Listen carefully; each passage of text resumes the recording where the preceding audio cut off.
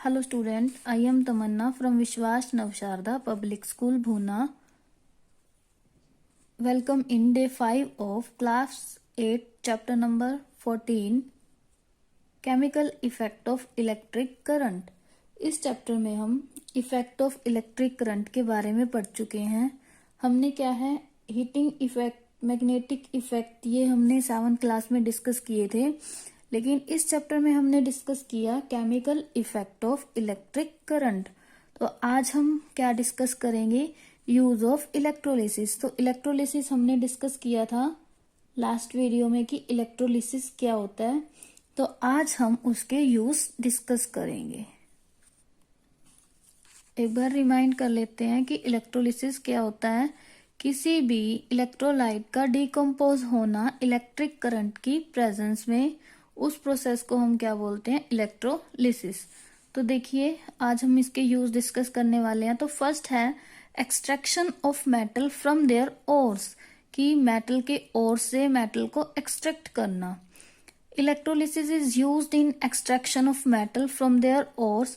और क्या होते हैं, मिक्सचर ऑफ मेटल्स होते हैं। तो उससे अगर हमने एक मेटल को एक्सट्रैक्ट करना है तो उसमें इलेक्ट्रोलिसिस का यूज किया जाता है। एग्जाम्पल क्या है, when an electric current is pass through molten sodium chloride.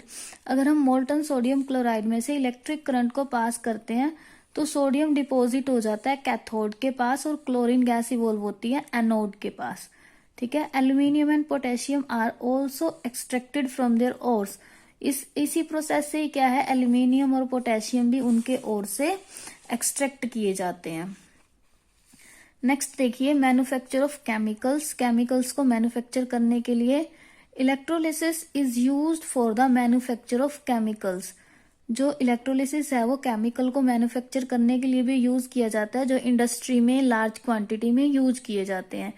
जैसे कि ऑक्सीजन को, क्लोरीन को या फिर हाइड्रोजन को मैन्युफैक्चर करने के लिए भी इलेक्ट्रोलिसिस का यूज किया जाता है।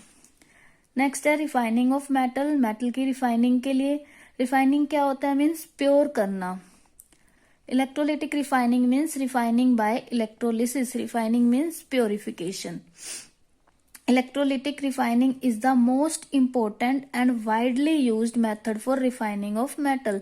जो इलेक्ट्रोलिटिक रिफाइनिंग है वो मोस्ट इंपॉर्टेंट है और वाइडली यूज मेथड है रिफाइनिंग ऑफ मेटल के लिए।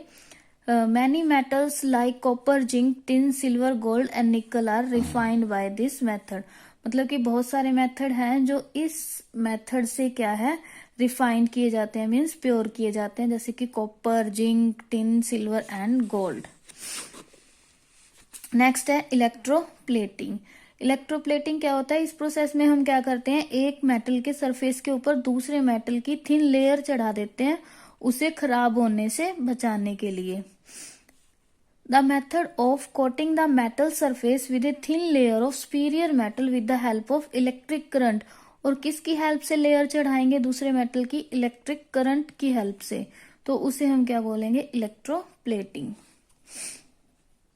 एक्टिविटी है to perform electroplating of an object with copper. मतलब कि कोई ऑब्जेक्ट है हमारे पास, हमने क्या है उसके ऊपर कॉपर की इलेक्ट्रोप्लेटिंग करनी है। तो हमें क्या क्या चाहिए इसके लिए, ग्लास बीकर चाहिए, कॉपर स्ट्रिप चाहिए, आयरन स्ट्रिप चाहिए, बैटरी चाहिए, कॉपर सल्फेट सॉल्यूशन चाहिए, कनेक्टिंग वायर और एक switch, sandpaper, dilute sulphuric acid. ये सब थिंग्स हमें रिक्वायर्ड है। करना क्या है, हमें एक बीकर को फिल कर लेना है कॉपर सल्फेट सॉल्यूशन के साथ और उसमें कुछ जो ड्रॉप्स हैं वो सल्फ्यूरिक एसिड की डाल लेनी है। उसके बाद क्या करेंगे, हम कॉपर स्ट्रिप को पॉजिटिव टर्मिनल से अटैच कर देंगे और आयरन स्ट्रिप को नेगेटिव टर्मिनल से, बैटरी के नेगेटिव टर्मिनल से। इस तरह से हम पूरा अरेंजमेंट कर देंगे। जब ये पूरा अरेंजमेंट कर देंगे तो हमें क्या ऑब्जर्व होगा लास्ट में, कि जो आयरन स्ट्रिप है इसके ऊपर कॉपर मेटल जो है वो डिपॉजिट हो जाएगा। तो ये ऑब्जर्वेशन है।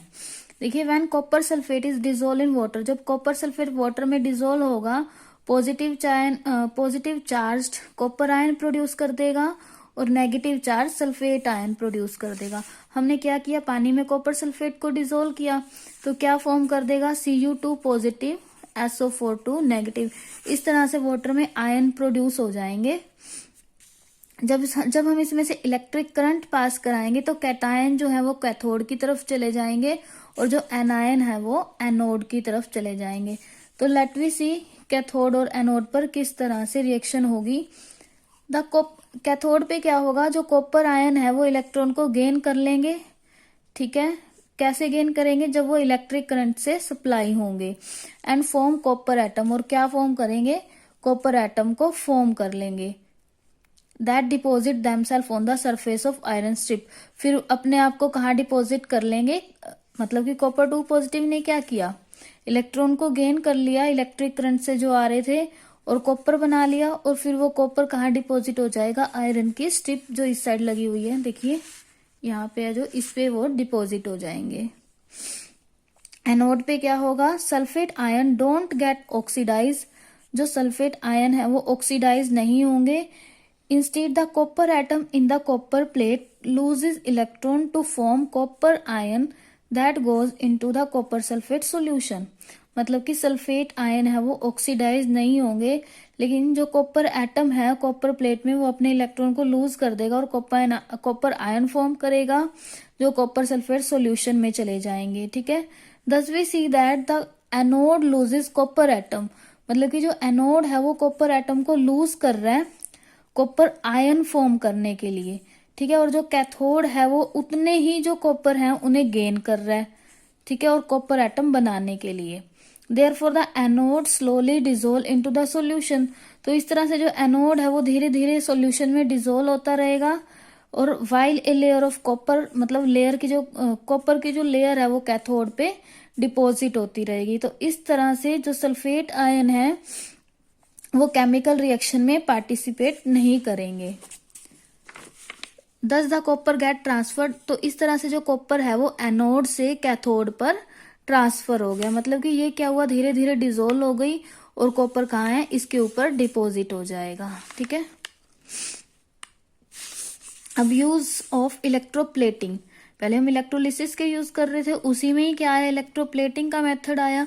अब इलेक्ट्रोप्लेटिंग के यूज क्या है, डेकोरेशन के लिए यूज किया जाता है इलेक्ट्रोप्लेटिंग का, प्रोटेक्शन के लिए यूज किया जाता है, ठीक है।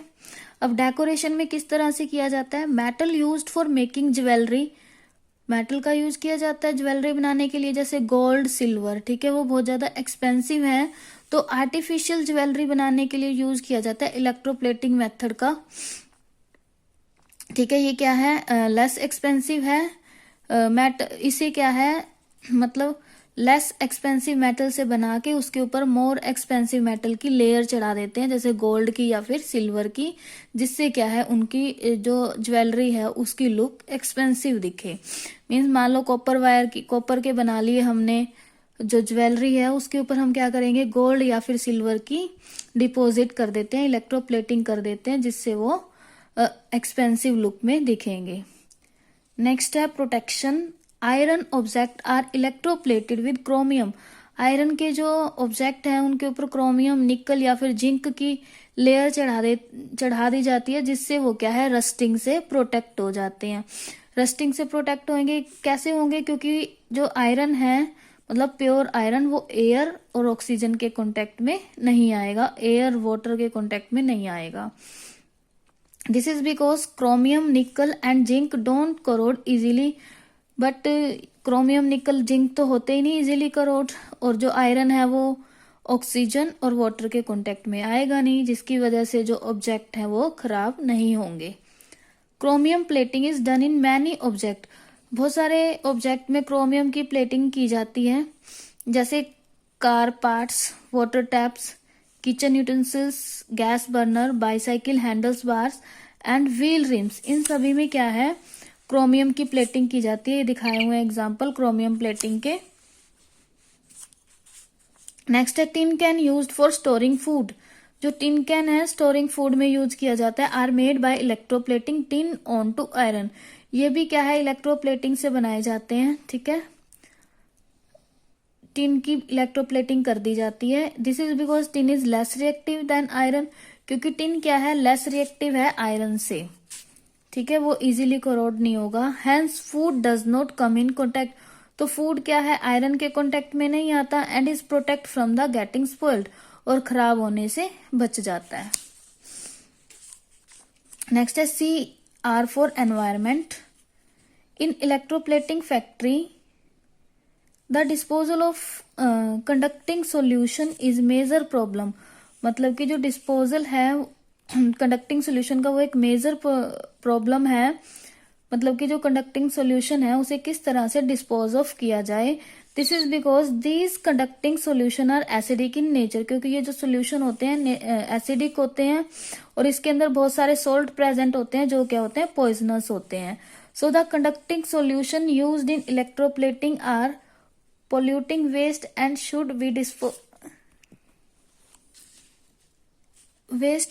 be disposed of in proper way by following the specific disposal guidelines to protect the environment। देखिए जो कंडक्टिंग सॉल्यूशन है उनका यूज किया जाता है इलेक्ट्रोप्लेटिंग में और उन्हें क्या किया जाता है, जो सॉल्यूशन होते हैं इस तरह ही एनवायरनमेंट में फेंक दिया जाता है जिससे फिर वो क्या करते हैं, हमारे एनवायरनमेंट को नुकसान पहुंचाते हैं। हमें क्या है, उन्हें प्रॉपर वे में डिस्पोज ऑफ करना चाहिए ताकि जो हमारा एनवायरनमेंट है वो प्रोटेक्ट हो सके। तो स्टूडेंट ये कुछ यूज थे इलेक्ट्रोप्लेटिंग के और इलेक्ट्रोलिसिस के। तो आप लोग इतना जो चैप्टर है वो रीड कर लेंगे और इस चैप्टर की एक्सरसाइज फाइंड आउट करेंगे। Thank you, bye bye, keep studying.